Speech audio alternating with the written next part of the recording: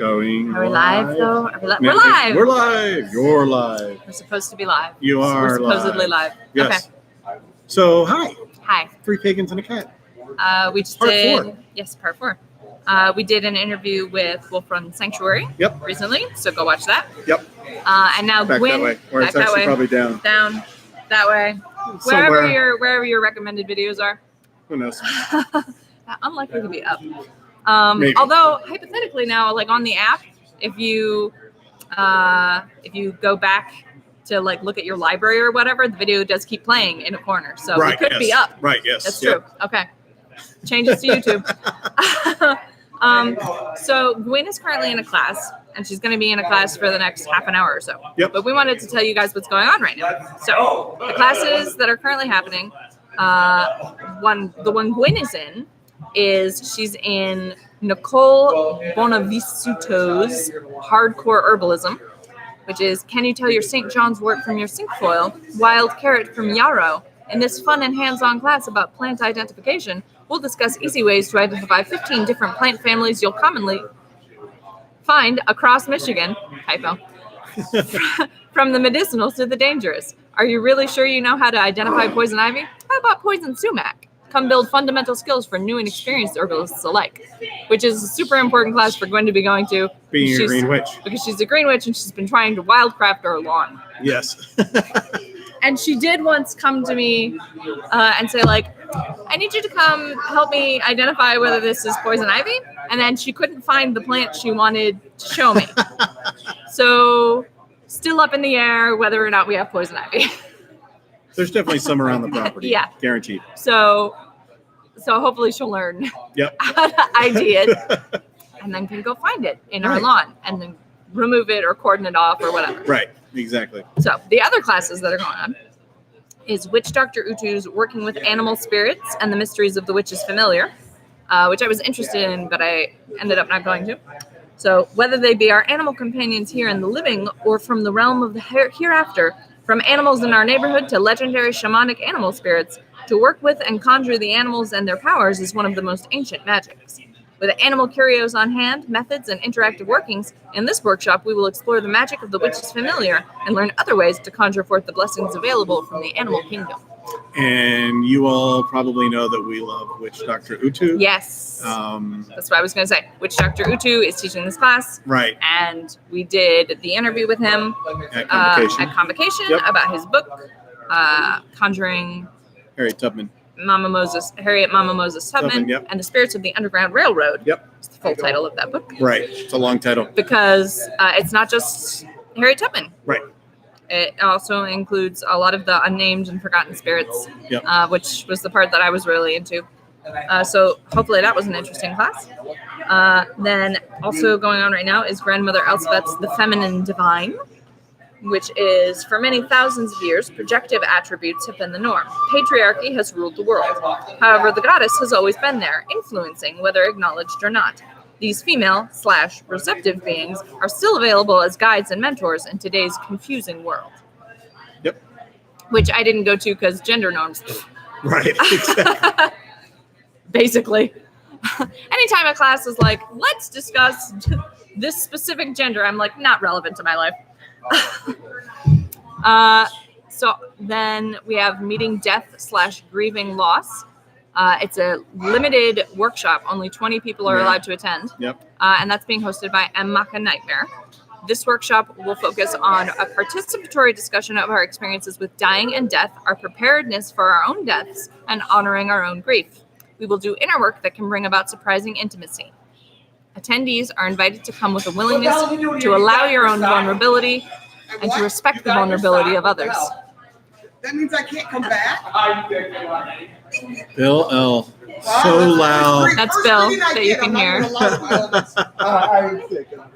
I love you when you. And then the only other class that's going on right now is the Elements of Invocation, which is being run by Solanox Silverstar, who I haven't had this class with, but I did have a class with her last year Yep. about Loki, and that was Yep. really good. So the Elements of Invocation is, have you ever wondered what it's like to draw down the moon or to speak with the voice of a deity? Learn about the different levels and types of invocation and possession, how to invoke a deity or elemental yourself, how to be sure you are contacting the spirit that you intend, and what safeguards are needed to ensure a good experience for all concerned. Which is one of those super interesting topics. Gwen and I talk about this all the time. Drawing down the moon in ritual experience now is sort of formalized, Right. in a way where it's very rarely a possessory ritual, even partial, a full possession, as it was originally intended. Originally, the drawing down of the moon was supposed to be literally drawing the goddess into the priestess, and the high priestess's consciousness was to be suppressed, and the goddess was to lead the rest of the ritual according to her own whim, essentially. Yep. And the sort of ritual stuff that we do now was supposed to be sort of a backup for if the possession didn't work. If nobody answered, or if the high priestess wasn't.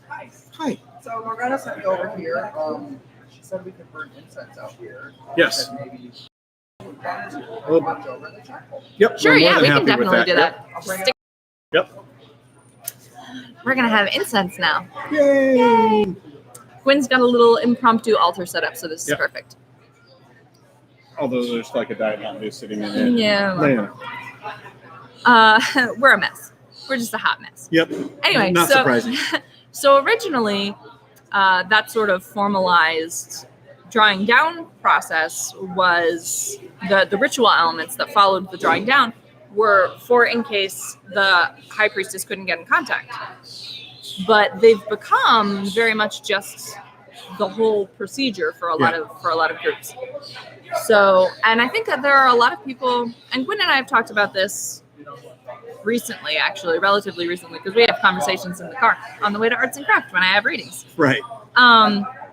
But one of the things we talked about is you really have to be in a specific space, in a specific headspace, to be willing to surrender your consciousness to a divine being or to a spirit being or whatever. Because it's at that point, you don't get out of it, really. It's not about you anymore. Right. It's about the other participants in the ritual. There's a good chance you won't remember it. And if you do, you aren't really in control of the situation. You may Right. have some control over the situation, depending on the degree of the invocation, the Right. extent of the possession. But like it's Your mileage may vary. mileage may vary strongly.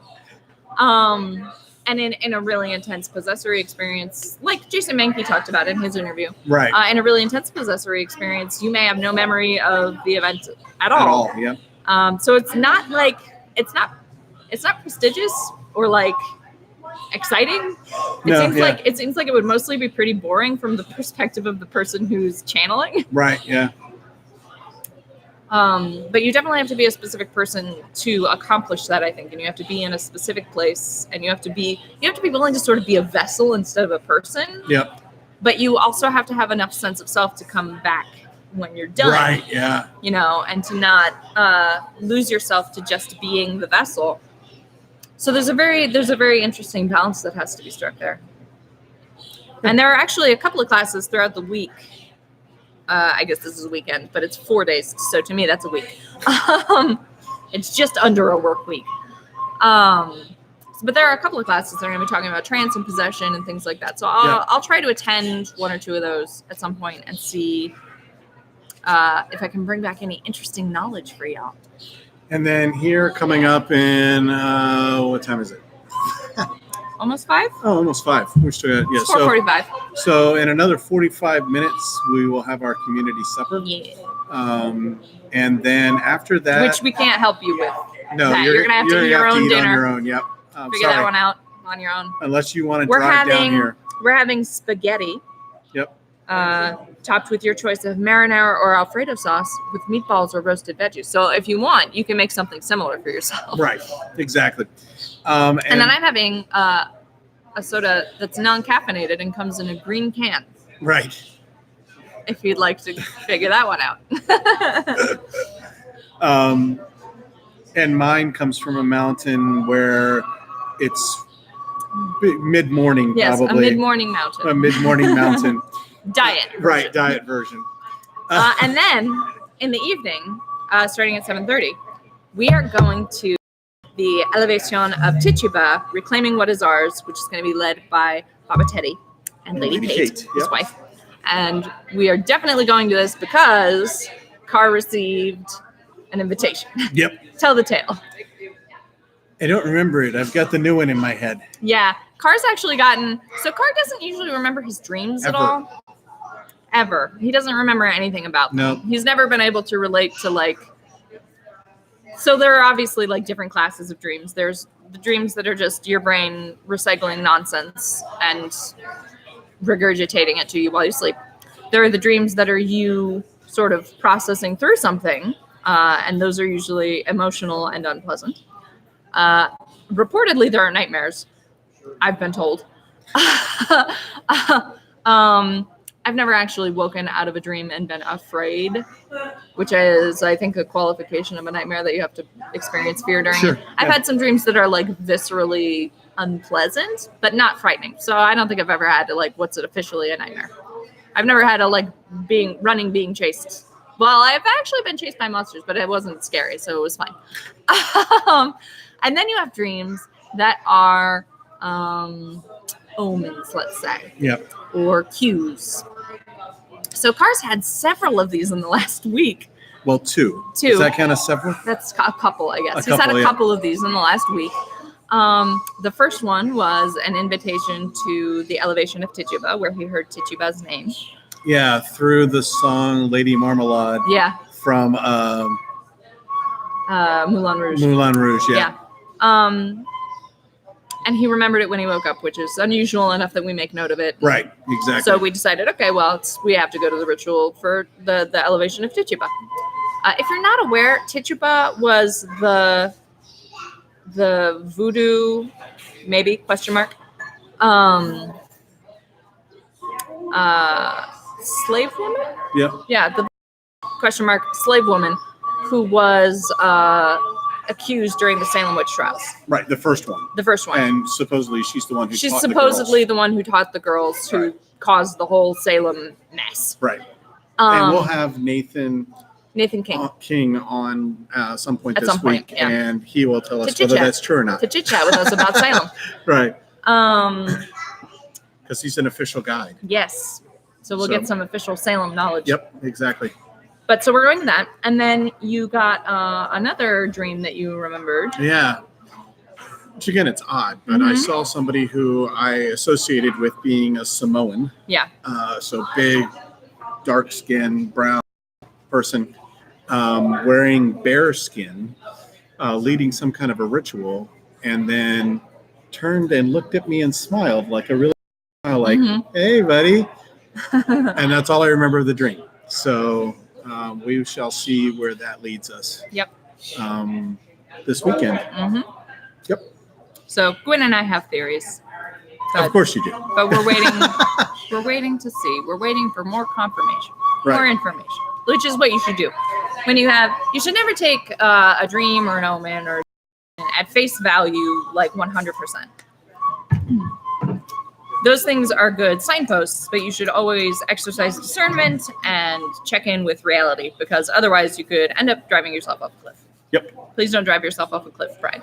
Yeah, we love you, and we would be sad if you died. Yes. Incense is about to happen, so I'm a little distracted. And I think we're done with this portion. Yeah, probably. Yep. Because we're going to be going to dinner in half an hour or so. Yep. And we'll make sure that we report back before we go to the elevation of Yes. Tituba so that you can find Among- out what Gwen's been going to. And among other things, we need to show you the things we've already bought. Right. Yep. So, So we'll catch you later. all right. Peace out, people.